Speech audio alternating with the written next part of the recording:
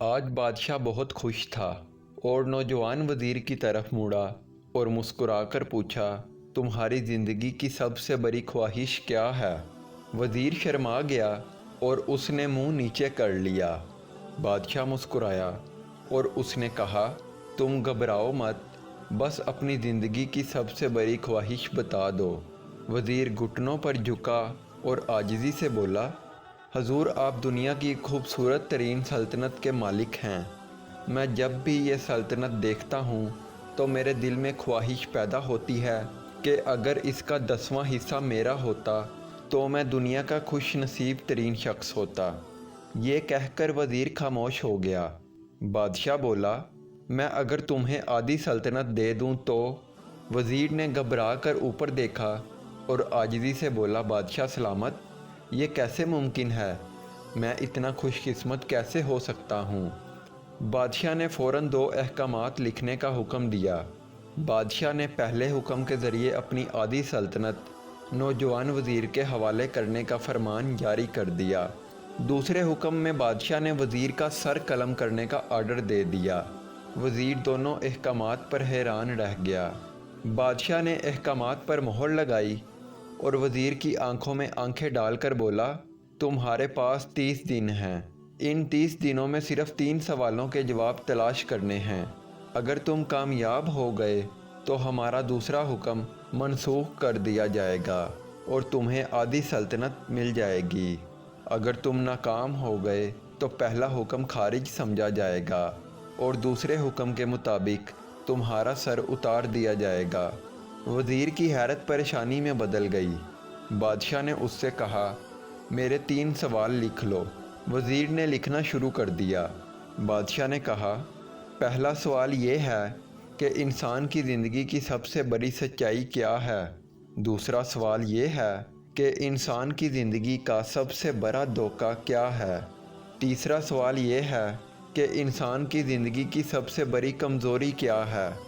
بادشاہ نے اس کے بعد نکارے پر چوٹ لگائی اور بلند آواز میں کہا، تمہارا وقت شروع ہوتا ہے۔ اب وزیر نے دونوں پروانے اٹھائے اور دربار سے دوڑ لگا دی۔ اس نے ملک کے دانشور، ادیب، مفکر اور ذہین لوگ جمع کیے اور 3 سوال ان کے سامنے رکھ دیے۔ ملک بھر کے دانشور ساری رات بحث کرتے رہے لیکن وہ کسی بھی سوال کا جواب نہ ڈھونڈ سکے۔ وزیر نے دوسرے دن دانشور بڑھا دیے لیکن نتیجہ وہی نکلا۔ وہ آنے والے دنوں میں لوگ بڑھاتا گیا مگر کوئی تسلی بخش جواب نہ مل سکا، یہاں تک کہ وہ مایوس ہو کر دارالحکومت سے باہر نکل گیا۔ وہ سوال اٹھا کر پورے ملک میں گھومتا رہا مگر اسے کوئی تسلی بخش جواب نہ مل سکا۔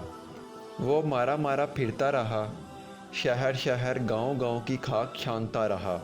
شاہی لباس پھٹ گیا، پگڑی ڈھیلی ہو کر گردن میں لٹک گئی، جوتے پھٹ گئے اور پاؤں میں چھالے پڑ گئے، یہاں تک کہ شرط کا آخری دن آ گیا۔ اگلے دن اس نے دربار میں پیش ہونا تھا۔ وزیر کو یقین تھا کہ یہ اس کی زندگی کا آخری دن ہے۔ کل اس کی گردن کاٹ دی جائے گی اور جسم شہر کے مرکزی پل پر لٹکا دیا جائے گا۔ وہ مایوسی کی حالت میں دارالحکومت کے کچے علاقے میں پہنچ گیا۔ آبادی کے سرے پر ایک فقیر کی جھونپڑی تھی۔ وہ گرتا پڑتا اس جھونپڑی تک پہنچ گیا۔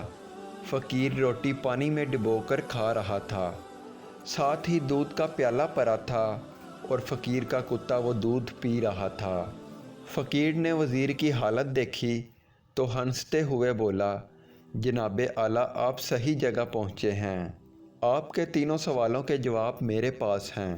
وزیر حیرت سے اس کی طرف دیکھنے لگا اور پوچھا، آپ نے کیسے اندازہ لگا لیا کہ میں کون ہوں اور میرا مسئلہ کیا ہے؟ فقیر نے اپنا بوریا اٹھایا اور وزیر سے کہا، یہ دیکھیے آپ کو بات سمجھ آ جائے گی۔ وزیر نے جھک کر دیکھا تو تھیلے کے نیچے شاہی خلعت بچھی ہوئی تھی۔ یہ وہ لباس تھا جو بادشاہ اپنے قریب ترین وزراء کو عنایت کرتا تھا۔ فقیر نے کہا، جناب اعلیٰ میں بھی سلطنت کا وزیر ہوتا تھا، میں نے بھی ایک بار آپ کی طرح بادشاہ سے شرط لگانے کی غلطی کر لی تھی، نتیجہ آپ دیکھ لیں۔ یہ کہہ کر فقیر نے سوکھی روٹی کا ٹکڑا اٹھایا और फिर पानी में डुबोकर खाने लगा। वज़ीर ने दुखी दिल से पूछा, क्या आप भी जवाब तलाश नहीं कर सके थे? फ़कीर हंसते हुए बोला, मेरा मामला आपसे मुख्तलिफ था। मैंने जवाब तलाश कर लिए थे। मैंने जवाब बादशाह को बताया, आधी सल्तनत का परवाना फाड़ा, बादशाह को सलाम किया और इस झोंपड़ी में आकर बैठ गया। अब मैं और मेरा कुत्ता मुतमईन ज़िंदगी गुजार रहे हैं। वज़ीर की हैरत भर गई, लेकिन ये साबिक वज़ीर की हमाकत के तज्ज़िये का वक़्त नहीं था, जवाब मालूम करने की घड़ी थी। इसने फ़कीर से पूछा, क्या आप मुझे इन सवालों के जवाब दे सकते हैं? फ़कीर ने हाँ में गर्दन हिलाकर जवाब दिया, मैं पहले 2 सवालों का जवाब मुफ्त दूंगा, लेकिन तीसरे सवाल के जवाब के लिए तुम्हें कीमत अदा करना पड़ेगी। वज़ीर के पास इसके सिवा कोई ऑप्शन नहीं था। इसने कहा, ठीक है। फ़कीर बोला, दुनिया की सबसे बड़ी सच्चाई मौत है। इंसान कोई भी हो, कुछ भी हो, वो इस सच्चाई से नहीं बच सकता। दूसरे सवाल का जवाब ये है कि इंसान की ज़िंदगी का सबसे बड़ा धोखा ज़िंदगी है। हम में से हर शख्स ज़िंदगी को दायमी समझकर इसके धोखे में आ जाता है।